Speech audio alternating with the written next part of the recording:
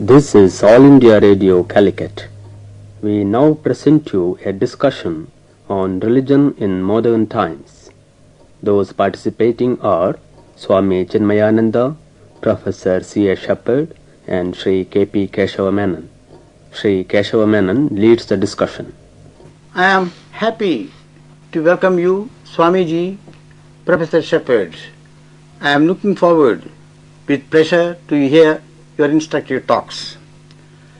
Swamiji, I should like to hear your views on some matters important to the nation and to the immediate future. We have been noticing in the country recently, among the people in general and our young men in particular, a growing tendency to disregard law and order defiantly, to flout authority aggressively, and to indulge in wanton destruction of public property for frivolous reasons. Some of us are inclined to think that this unfortunate attitude is due to the loosening of the hold of religion and morality on society. What is your opinion about this? I am certainly very happy to answer this crucial question of urgent national importance. Since we have been so open-minded in asking such a pointed question, I must be excused if I also try to be ruthlessly open-minded and honest. Youth is and should always be more dynamic than the elders everywhere in the world. They have capacities to see clearly the happenings around them, and they have that daring imagination to see ahead and originally plan a fresh design for the future. It is such dynamic generations of youth that had contributed almost all revolutions and had pushed the world through various stages of its progress. All around the world, wherever I went, I have found youth up in arms, revolting against the present system. They are seeking fresh avenues of expression and new patterns of a more enduring life. They are blindly seeking everywhere a set of more permanent values of life than mere production, affluence, and war. Now that you have asked me pointedly about the restlessness exhibited by the youth of our country, as I promised, I shall be shamelessly honest. In our country also we find that the youth is bracing under a sense of restlessness. They seem to have no original prescription for the malady of the age. I have asked very many university students about the ugly and painful problems of our nation and social existence, and it is almost despairing to see the shallowness of the present generation. Some of them vaguely recognize the symptoms, but they had never given enough thought, nor have they the originality to understand the causes of the disease, much less have they any remedy to suggest. This may be mostly because of the system of education under which they are being trained. In the Western countries, university education is not a spoon feeding, but the students have to read themselves in the libraries and produce original papers. Such a system makes individual students highly critical and fairly original in their thinking. The palpable distinction that I have noticed between the youth of the foreign countries and the Indian youth today is that the youth in the foreign countries or universities, by the time they come to the university classes, they grow to be proud of their nation, respectful towards their country, loving towards their people. In India, the youth is not fed with the understanding of the glory that was India, its culture, its contribution to the world, its daring exploits into the depths of its philosophies. The spiritual essence, which is the national contribution of India to the world, is not at all known to our students, and therefore they do not feel an enduring pride in their past, nor a deep reverence to their nation, nor an unbounded love for its people. When these inspiring sources are dried up, the flood of their enthusiasm runs into wrong channels, expressing their disgust with the system, their despair with their country, their disappointment with the achievements of their people. You have just listened to Swamiji's analysis. What is your reaction on that? Well, I think I am largely in agreement with what Swamiji has been saying. I am inclined to think that this growing irreligion and apathy to morality are not causes, but consequences, manifestations as much as these disorderly tendencies of a deeper psychological malaise. I do not deny that religion, if it had its former hold on us, could help considerably to combat these tendencies. It will and must at some time, with all right-thinking men, regain its hold on them. It will and must return as a social force. But think for a moment of Britain, of the widespread agnosticism that I saw there for myself some years ago. The people there have been like that about 50 years, yet they have no serious law and order problems, no chronic disorderliness or vandalistic tendencies. They have an instinct for putting first things first, law, order, and well-being of all before the advantages of a section or group of society. And so I think that religion as a counterforce or irreligion as a cause is not solely or mainly implicated in this problem. The psychological causes of this anarchism among us we partly share with the rest of the world. New ways of thinking in the West, generated by modern psychologies and philosophies, new patterns of living imposed by advances in technology, for example, the breakup of family life through the need of both parents to work, and a new skepticism bred by science, these have infiltrated our lives from the West, particularly in the last 20 years, through mass media of communication, the radio, the film, and the like. Beginning at city level, these Western attitudes seep into other parts of our country. Our youth is particularly susceptible, and age naturally resistant to this modernity. Youth has the disadvantage of inexperience. For us in India, moreover, there are other complicating factors. Ours are times of transition, an old order giving place to the new. Moreover, on the surface there are immediate causes of unrest. For example, the attitude that you will get nothing unless you stampede authority into granting it. And it must be confessed that those in authority at all levels have not done their best to remove this attitude. At deeper levels, however, there are more radical causes. An older generation trained in old, solid, enduring values, a distrustful younger generation born in the days of the struggle for independence and eager to hurry the pace of progress. Europe had a similar problem on its hands after the First World War, with a generation of those that were children during the war and who became young men and women in the 10 years following it. Europe still has this problem in a new form, a legacy of the Second World War. We have had our war too.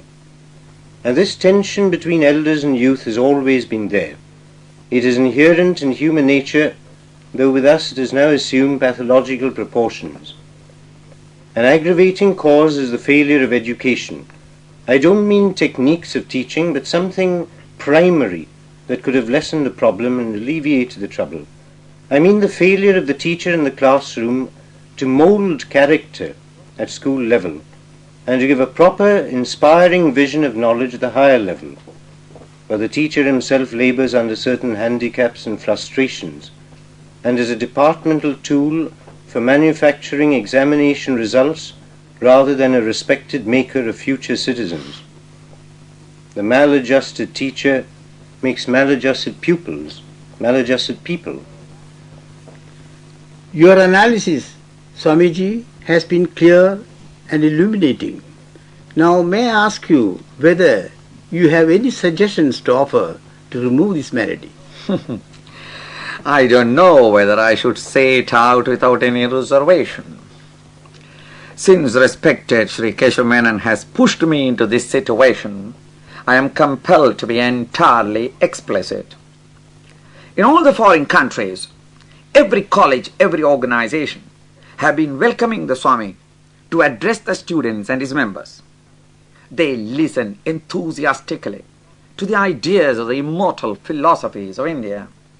The students themselves react so beautifully to these ideas that at the end of the talks, the type of questions that they throw at the speaker clearly demonstrate the intensity with which they had listened to the talks and also their ability to get totally involved in the discussion.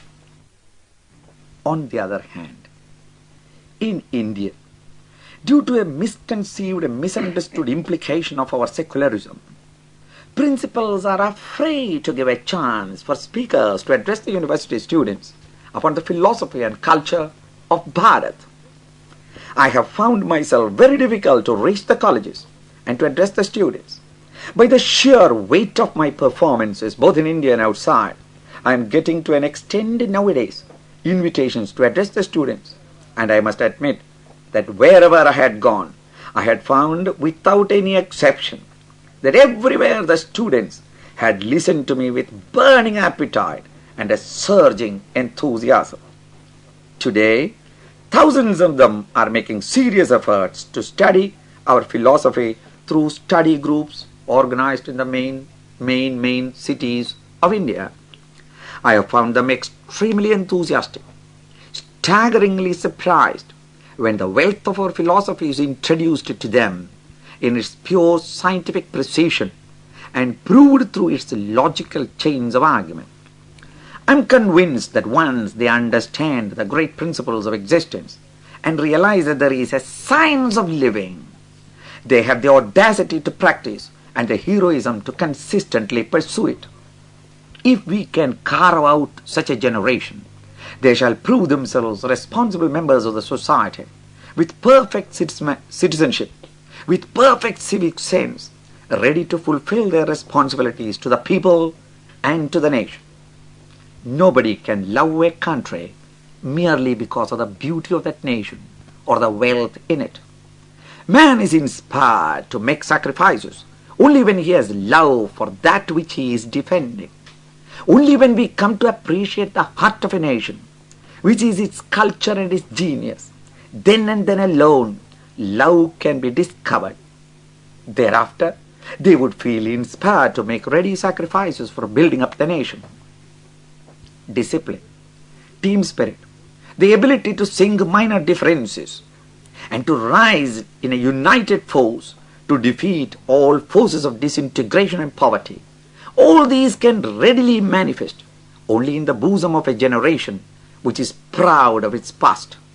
The past of Bharat is not industrial successes, its wars and conquests, nor her battles for markets. Ours is essentially the culture, the glory of a man who has conquered his lower nature. Ours is a contribution of sacrifices, not the flimsy glory of acquisition. The system that Bharatiya culture experimented upon and held up for her great contribution to the world is a system of giving rather than of taking, a life that is based upon the fulfillment of duties and not a life of striving for gaining rights. To train our younger generation to appreciate this culture and to inspire them to live it fully is to make a nation of ourselves wherein everyone, Hindu, Christian, Muslim, without distinction of caste and creed, can sing their differences and come to live the glory that is Bharatiya culture. This would be the day when the educated classes in this country would naturally accept a life wherein they will produce more than what they consume, give more than what they take, and learn to respect an individual for the sacrifices he had made for the society rather than for the amount he had wrongfully acquired from the community. This civic education and the cultural consciousness can be imparted from the nursery stage onwards to the growing generation. Here I am not meaning Hinduism. I mean the Bharatiya spiritual thought and culture. For those who are now in the university classes, we can make it compulsory that they should have, in the 4 years of college career, a retreat at least 3 weeks every year, when they can feel and intellectually at least conceive the texture of thoughts of the great rishis in this country. Lastly, man learns more with the eyes than with his ears. If the elders and the leaders were to be more careful in their behavior, they would be demonstrating the beauty that is the Indian culture, and the vigorous youth of our nation shall readily imitate those beauties in their own lives. Well, Professor Shepherd, you too must have thought about some plans to deal with the situation. Will you please tell us what they are? Well, I too have been thinking of the need for this critical attitude on the part of students, substantially what Swamiji has been saying. But I like to look at this, particularly from the angle of the teacher. Teachers must be made to feel worthy of their destiny as makers of the new India. For this, they must be trusted and helped by parents, particularly at the school stage, and the atmosphere must exist for them to instill sound principles of character, healthy and right attitudes of thinking, attitudes to life, above all, principles. Let them have the facilities to do this parental job, and then insist that they do it.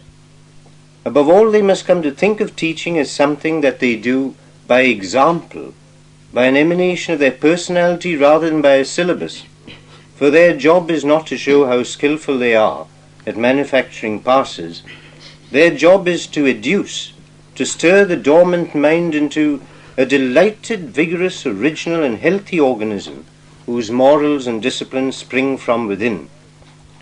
The trouble with our youth, as Swamiji has implied, is their psychological immaturity.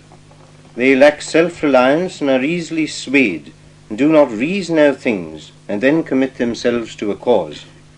They have less experience of independent-mindedness than their counterparts in other parts of the world. But along with this defect goes an advantage, a certain naivety, a tractability, a willingness to be brought round if tackled by the right person in the right way. The teacher must be that right person. And I think at the university, knowledge, which is itself a discipline, instead of being a dead load of facts, should be used to instill a rational attitude to things and give a vision of greatness and of endless possibilities of improving man's lot for the future development of his spirit. It should inculcate a habit of taking life seriously instead of being fascinated by the frivolous playboy attitude. All this calls for a reorientation of teacher and pupil. Physician, heal thyself is a necessary warning in the present times. I am in substantial agreement with the views expressed by you both, to which I would like to add some observations of my own. Ever since independence, we have been laying too much emphasis on freedom and too little on discipline. Freedom without discipline, as you know, would lead to chaos and confusion. That is what is happening in our country just now.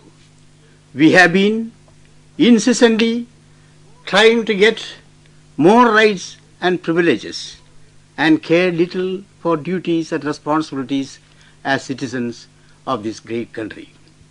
Independence brought with it ever-increasing opportunities for remunerative offices, which made us power crazy.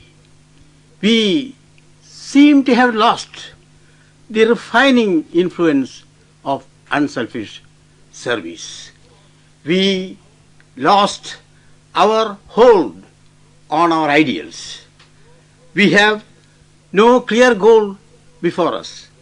We allow things to drift without aim and purpose. The result is that we are now suffering for our careless attitude and thoughtless action. If you dip a sponge in a bucket of filthy water, the sponge will absorb part of the filth. That is what is happening to our youth now. They try to imitate the ugly manners, revolting tastes, and dangerous misdeeds of their elders. The situation is certainly very serious one. But I don't despair. I think we can still hope to make our young men serious-minded, well-equipped, useful citizens with lofty ideals and humanitarian outlook, provided the parents at home, the teachers in the various institutions, and elders with vision and courage make a concerted action to bring home to our youth the refining message of religion and morality and instill in their minds new hope and a passion for achievement. The task, no doubt, is difficult, but it is not a hopeless one. What is our education and our optimism worth if we are not able to undertake this noble task? Thank you, Swamiji. Thank you, Professor. Good night. Thank you. You have just heard a discussion on religion in modern times. Those participating were Swami Chinmayananda, Professor C.A. Shepherd, and Sri K.P. Keshava Menon. This program, recorded earlier, came to you from the Calicut studios of All India Radio.